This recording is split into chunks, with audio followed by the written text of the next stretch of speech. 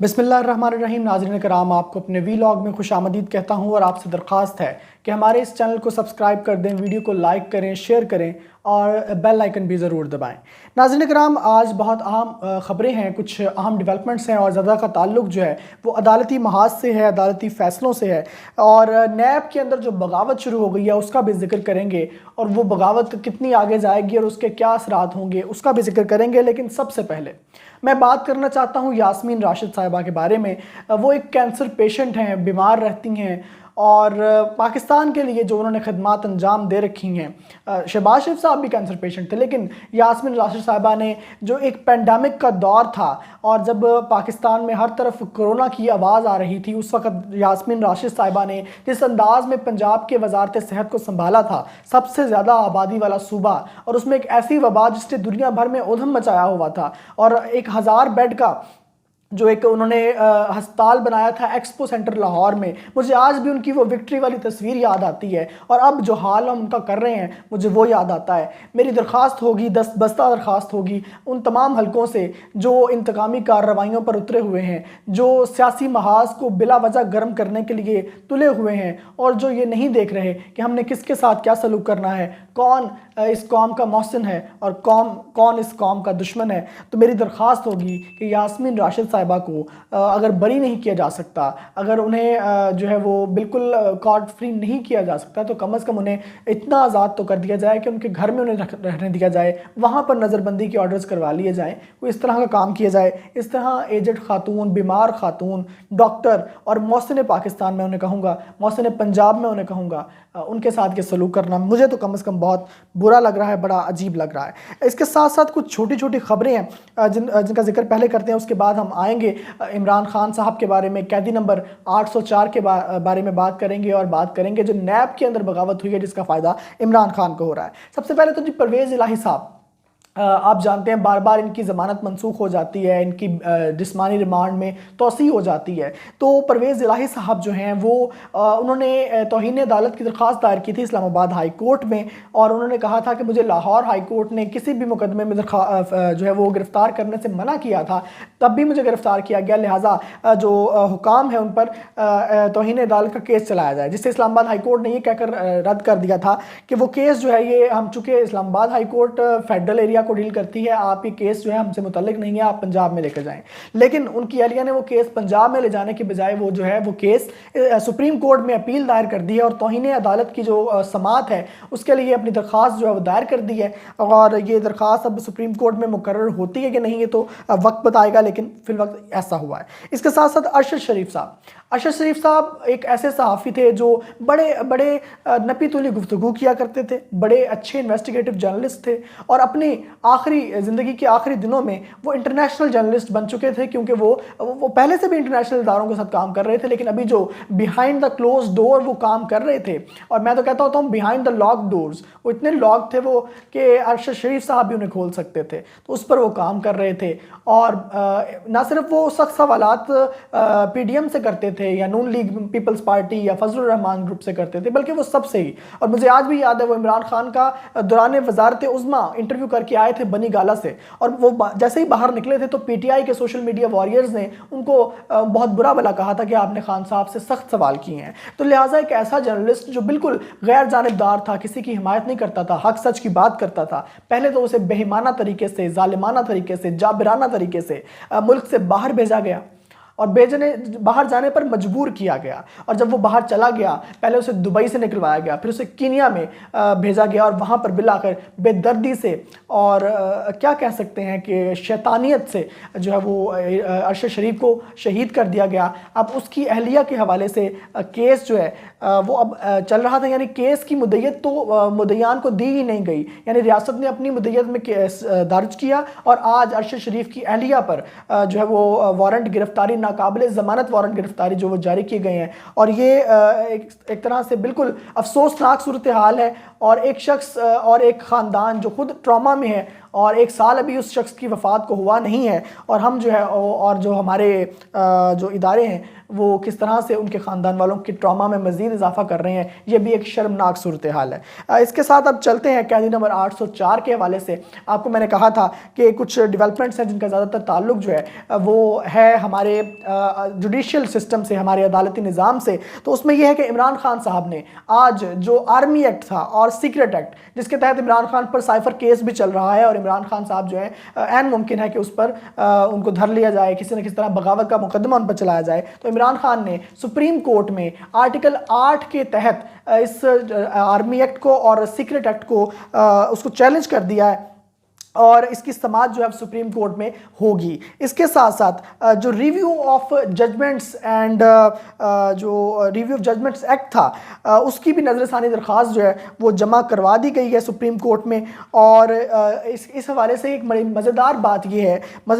यह है कि इमरान खान साहब ने और ये जो रिव्यू ऑफ जजमेंट्स एक्ट की नज़रसानी दरख्वास्त है, इन दोनों की समाअत जो है ये नवंबर तक के लिए मुलतवी होगी। अभी तक तो एक केस के बारे में रजिस्ट्रार ने कोई रिमार्क्स पास नहीं किए और दूसरे केस के हवाले से रजिस्ट्रार ने 15 दिन का वक्त मांग लिया है। और आप जानते हैं कि 16 सितंबर को chief justice Umar Ata Bandial retire हो रहे हैं और उसके बाद आ जाएंगे काजी फायज ईसा साहब। जस्टिस काजी फायज ईसा साहब वो बन जाएंगे चीफ जस्टिस काजी फायज ईसा, तो वो इन केसेस का फैसला करेंगे। तो बड़ी अच्छी बड़ी प्रॉपर टाइमिंग में, क्योंकि 11 अगस्त को रिव्यू ऑफ जजमेंट केस का फैसला आ गया था, लेकिन इतना लंबा इंतजार जो किया गया तकरीबन 1 माह का, वो सिर्फ इसलिए था कि चीफ जस्टिस उमर अता बंदयाल ये केस ना सुने, बल्कि ये केस जो है वो चीफ आने वाले नामजद चीफ जस्टिस काजी फायज ईसा की अदालत में केस लगे। और ये गुमान किया जा रहा है पीडीएम की जानिब से और तमाम हलकों की जानिब से कि शायद काजी फायज ईसा साहब जो हैं वो हमारे हक में फैसला देंगे। लिहाजा ये बड़ी बड़ी प्लानिंग से, बड़ी जो है वो नपे-तुले अंदाज में अब जाकर इस केस की नजरसानी जो है वो दायर की गई है। लेकिन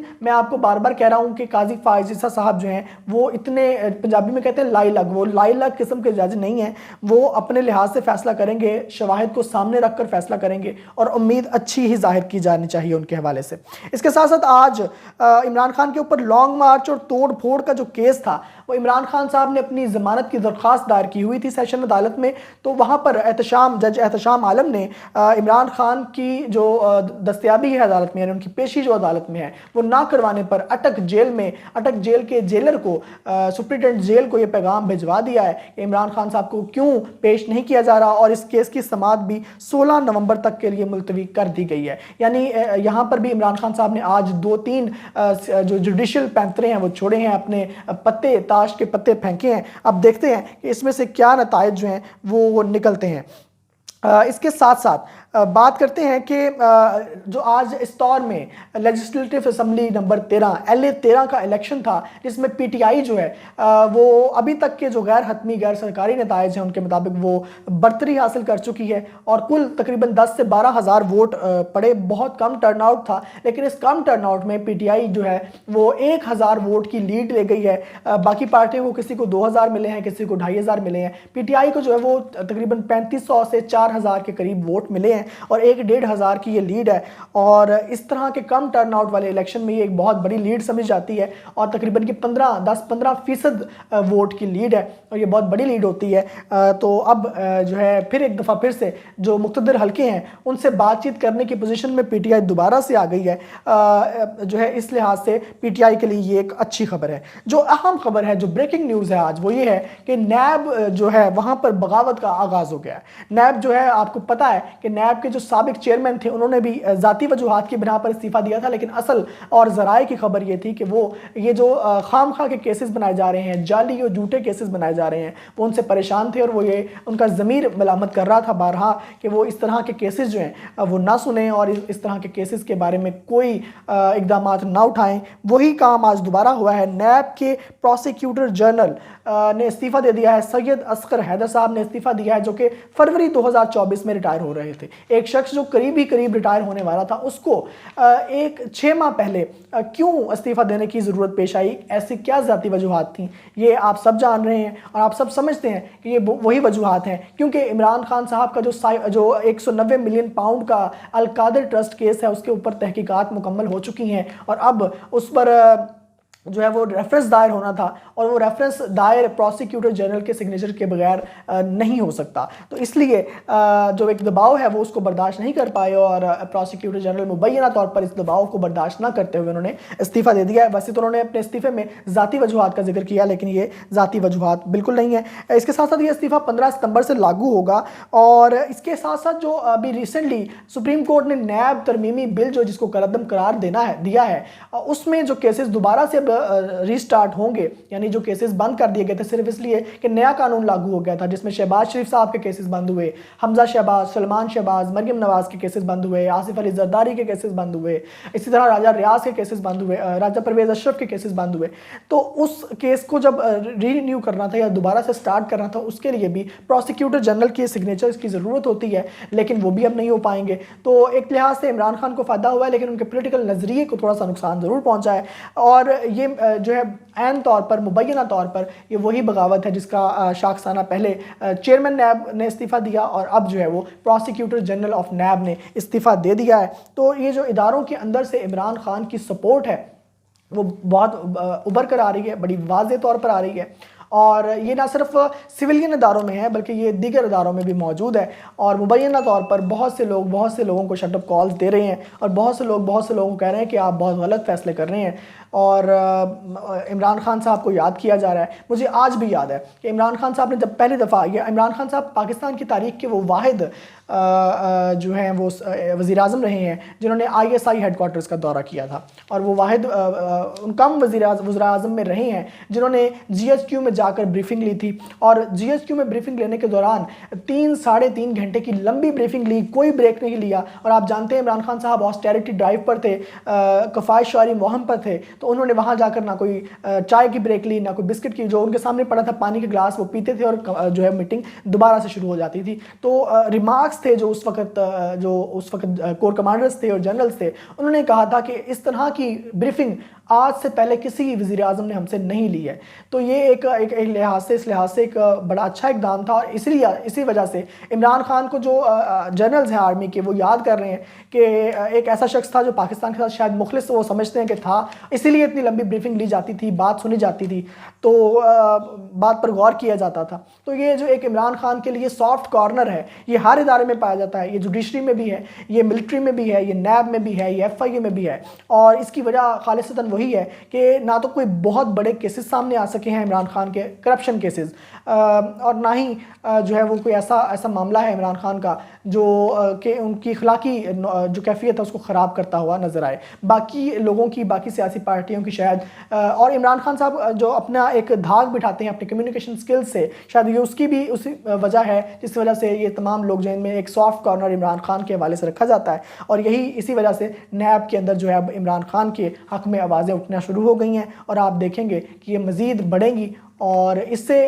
इमरान खान के केसेस पर कोई असर पड़े या ना पड़े, लेकिन एक हवा, एक माहौल क्रिएट होता है जिससे जो इमरान खान के हक़ में जाता है। उम्मीद करता हूँ आपको हमारी ये वीडियो पसंद आई होगी। आप हमारी वीडियो को लाइक ज़रूर करें, शेयर करें, कमेंट करें, चैनल को सब्सक्राइब करें, बेल आइकन भी दबाएं। पाकिस्तान जिंदाबाद।